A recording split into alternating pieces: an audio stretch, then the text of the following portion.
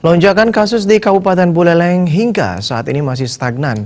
Bahkan dari data yang dirilis Jumat 4 September kemarin, ada penambahan sebanyak 29 kasus dengan 2 orang pasien terkonfirmasi yang meninggal dunia.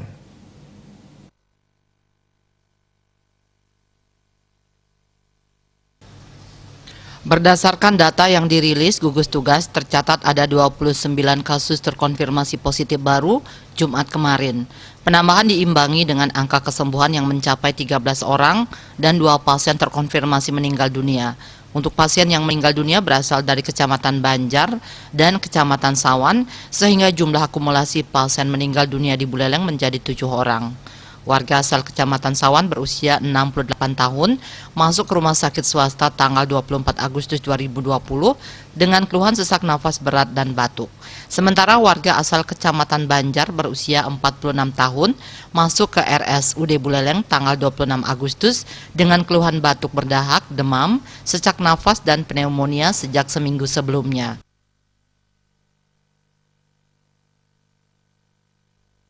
Meninggal sebanyak 2 orang di Kecamatan Banjar dan di Kecamatan Sawan. 4. Kasus konfirmasi dalam perawatan sebanyak 106 orang. Konfirmasi baru sebanyak 29 orang. Sembuh sebanyak 13.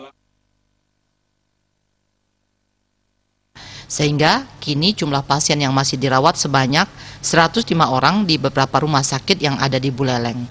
Komang Yuda, Bali TV.